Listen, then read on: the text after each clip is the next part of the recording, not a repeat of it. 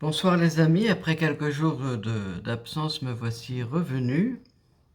Donc aujourd'hui nous sommes le 21 décembre, jour de l'hiver, jour aussi le plus court, oui, parce qu'en fin de matinée, c'est vers 11 heures et quelques minutes que le soleil atteint sa position la plus basse avant de remonter tout doucement. Donc là aujourd'hui nous sommes à ce jour le plus court. Voilà ce que nous dit le pape François.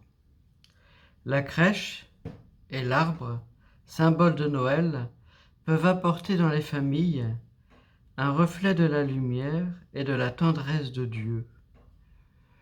Au nom du Père, du Fils et du Saint-Esprit. Amen. Prions. Écoute avec bonté, Seigneur, la prière de ton peuple qui se réjouit de la venue de ton Fils en notre chair. Puissions-nous, quand il viendra dans sa gloire, obtenir le bonheur de la vie éternelle, par Jésus le Christ notre Seigneur. Amen. De l'Évangile selon saint Luc. En ces jours-là, Marie se mit en route et se rendit avec empressement vers la région montagneuse, dans une ville de Judée. Elle entra dans la maison de Zacharie et salua Élisabeth. Or, quand Élisabeth entendit la salutation de Marie, l'enfant tressaillit en elle. Alors Élisabeth fut remplie d'Esprit Saint et s'écria d'une voix forte : « Tu es bénie entre toutes les femmes, et le fruit de tes entrailles est béni. D'où m'est-il donné que la mère de mon Seigneur vienne jusqu'à moi ? Car lorsque tes paroles de salutation sont parvenues à mes oreilles, l'enfant a tressailli d'allégresse en moi. Heureuse celle qui a cru à l'accomplissement des paroles qui lui furent dites de la part du Seigneur. » Acclamons la parole de Dieu. Voilà ce que a écrit Mère Teresa de Calcutta. Dès que Marie a reçu l'annonce de l'ange, elle s'est rendue en hâte chez sa cousine Élisabeth, qui elle-même attendait un enfant. Et l'enfant à naître, Jean-Baptiste, a tressailli de joie dans le sein d'Élisabeth. Quelle merveille! Dieu Tout-Puissant a choisi un enfant à naître pour annoncer la venue de son Fils. Marie, par le mystère de l'Annonciation et de la Visitation, représente le modèle même de la vie que nous devrions mener. D'abord, elle a accueilli Jésus dans son existence. Ensuite, ce qu'elle avait reçu, elle l'a partagé.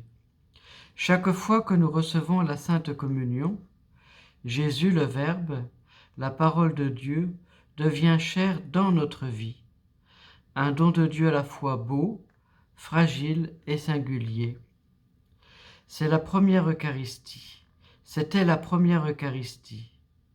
L'offertoire par Marie de son Fils en elle. Elle, en qui il avait établi le premier autel. Marie, la seule qui pouvait affirmer d'une sincérité totale « Ceci est mon corps », à partir de ce premier moment, a offert son propre corps, sa force, tout son être, à la formation du corps du Christ. Notre mère, l'Église, a élevé les femmes à un grand honneur devant la face de Dieu en proclamant Marie, mère de l'Église.